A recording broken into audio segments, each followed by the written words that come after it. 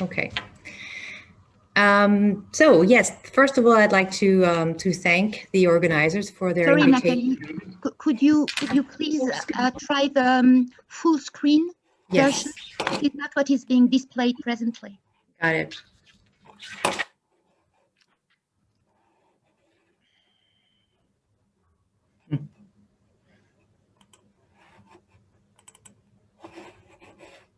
And since the moment we are doing those technical adjustments, I would like to remind you that during this webinar, you have the opportunity to ask questions in the Q&A section of the webinar. And questions will be answered possibly on the Q&A section or online during the discussion session we are going to have after. And now everything is wonderfully displayed. So Nathalie. Thank you. Sorry about that. Technicalities. So yes, first of all, can you hear me well? Somebody else is speaking. Anyway. I'm just going to ask all the speakers and possibly Dr. Assam. Yes, that's it. Thank you very much. All right. Third time is a charm, right? Okay, I'm going. All right, so first of all, I'd like to thank the organizers for their invitation. I will be speaking about the path to internationalization that the University of Montpellier has embarked upon. And I will be presenting and talking about two projects, in particular, the European Human Resource Award and a National Excellence Initiative that can help boosting staff global skills, at least for University of Montpellier. I'll briefly go back to the history of internationalization at UM. I will talk about its current ambition for global outreach. I will present those two instruments that Human Resources Strategy for Research and Isit Muse initiatives are.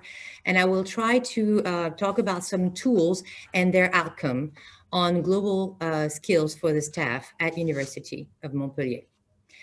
So it's true that the University of Montpellier is an internationally recognized research-intensive university, and its history dates back 8 centuries. That's a long time ago. And there is a long-lasting tradition for Montpellier and its university to have long-lasting connections with Europe and the Mediterranean basin in particular. It is linked to the location of the city and of the university at the crossroads of Southern Europe and the Mediterranean, but it also has to do with the fact that it's one of the oldest faculties of medicine that was created in 1220 and still in use in the Western world. That's how the city and the history and the university history really are closely linked and developed together. Today, this internationalization is a reality in the 21st century. The data in 2020 indicate that 16% of the student body of the university come from abroad and from over 150 countries. And this number goes up to 40% when we talk about PhD students. The share of staff at University of Montpellier that holds a foreign nationality represent 12.4%. That's roughly speaking, out of 3,000 people. So it's a pretty big chunk, and I'll talk about that further. The university has many partnerships with foreign institutions in over 80 countries and throughout all continents. And last year, it obtained, or 2 years ago, sorry, it obtained its certification for the Welcome to France, Campus France certification. Bienvenue en France. The University of Montpellier definitely has embedded global outreach in its institutional strategy. It seeks to increase its exposure and its attractiveness at national, international, and global level. It wishes to gain greater international recognition and eventually to act as a European portal for academia and science between the South and the North. And I will talk about how two instruments help achieve these goals, HRS4R and Isit Muse initiatives. So HRS4R, it stands for Human Resources Strategy for Research. It is a strategy that was developed and published in 2015 by the University of Montpellier. And basically what it is, it's a commitment to align with 40 principles of two texts that Europe has published, the European Charter for Researchers and the Code for Recruitment. If there's the active link here that you'll have on my presentation, you can go and learn all about it. I'm not going to be describing it all, but University of Montpellier was the first French university to receive the HR Excellence in Research Award from the European Commission in 2015 for this commitment. And what it is it's a voluntary process that is a free process. There's no fee to get this award. It's based on an internet institution self-assessment and the development of a custom-tailored action plan. And it seeks to improve researchers' careers in working conditions. And at university, from the beginning, we extended it to all staff. It's a way for the institution to contribute to building the European research area, to increase its attractiveness as an employer, but it also helps obtain and secure European funds. And for those who are familiar with this, in H 2020, there was Article 32 of the annotated grant agreement that required that these will be complied necessarily, and it will continue in Horizon Europe.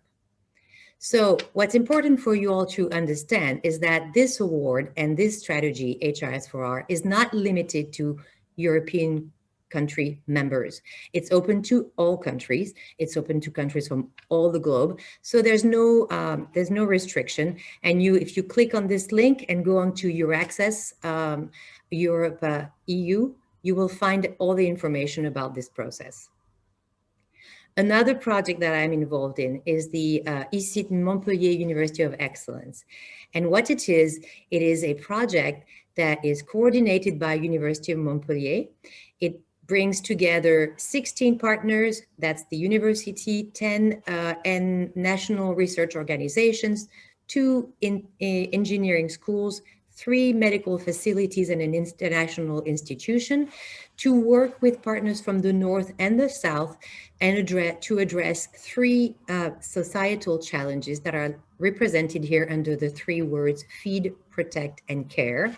Feed, to promote an innovative agriculture; protect, to work towards an environment-friendly society; and care, by improving human health in changing environments.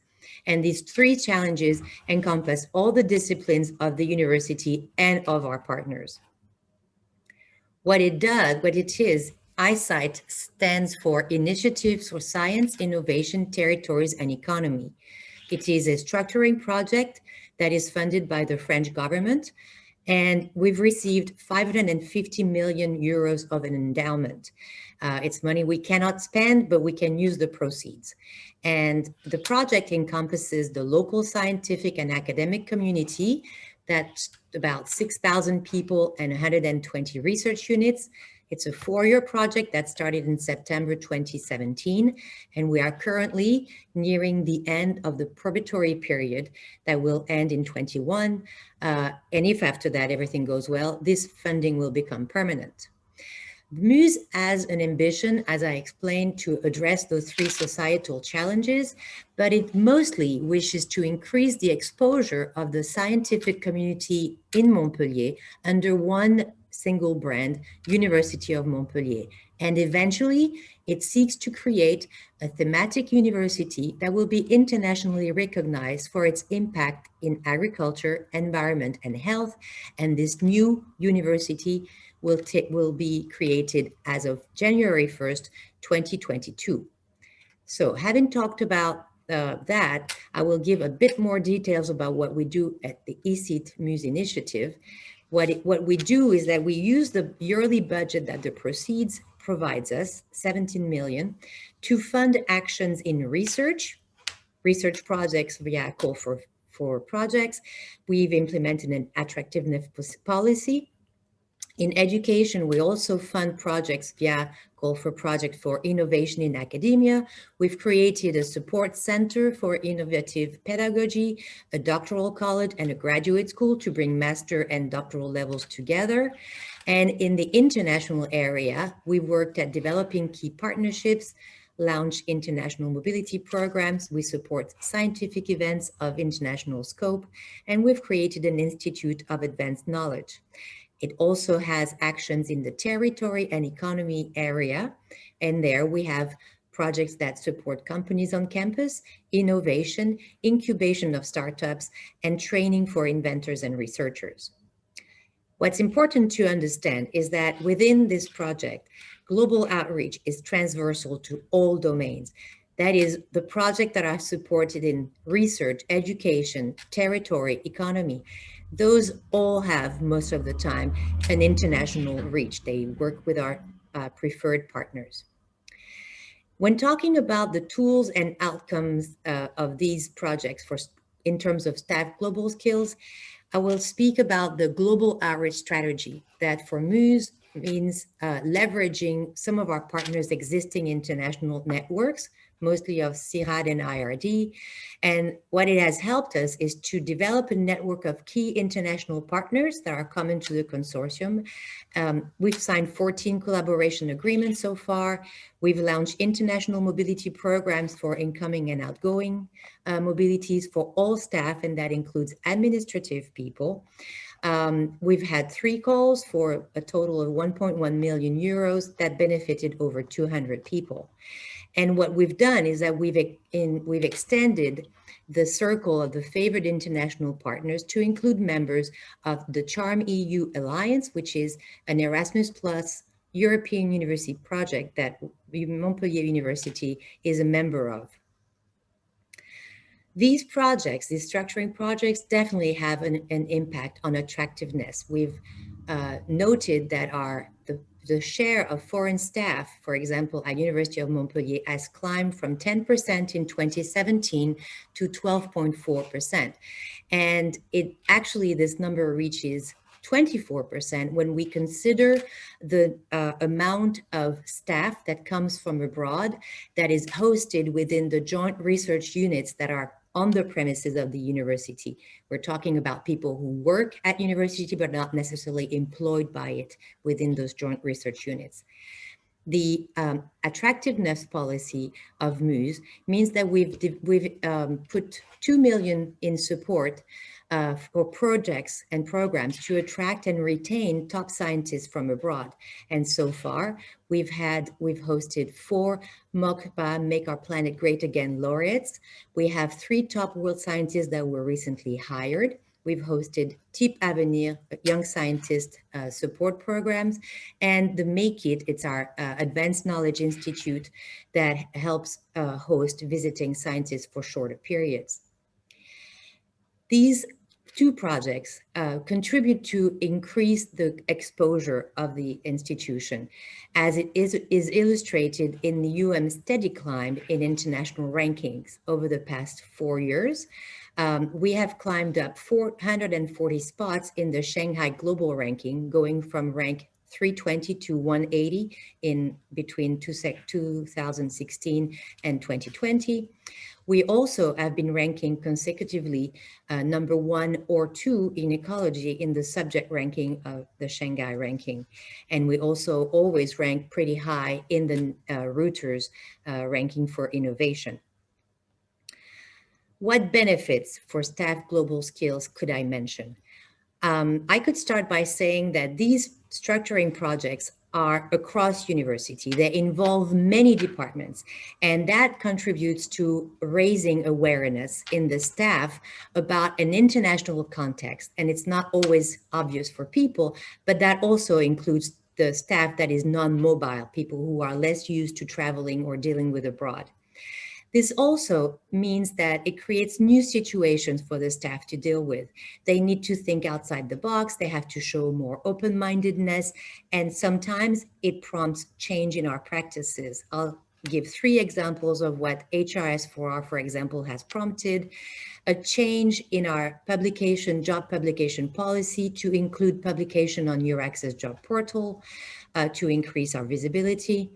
The publication of an open, transparent, and merit-based recruitment policy on our website that is translated in English and made available to candidates from abroad for visibility again.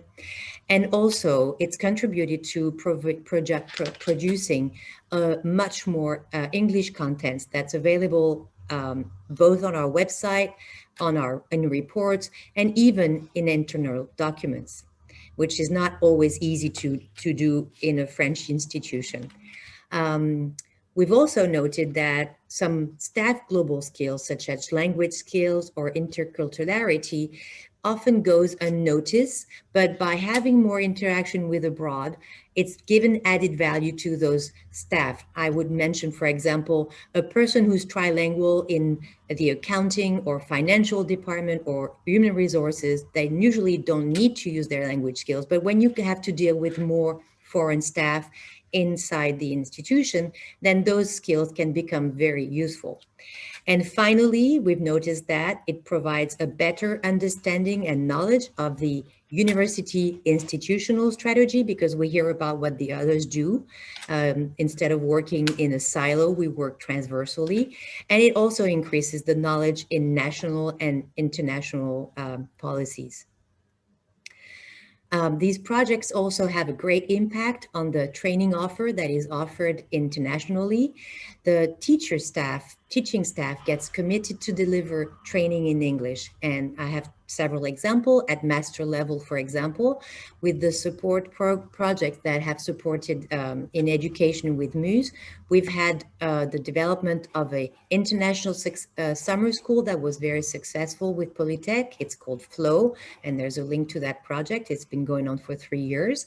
And at doctoral level, for example, Muse contributed to the creation of the Doctoral College of University of Montpellier, which is committed to internationalize PhDs. And an example can be seen in the courses that are offered in English that has gone up already since 2020. It's gone up from 15% to 21%, and it seeks to reach 50% over 3 years at least.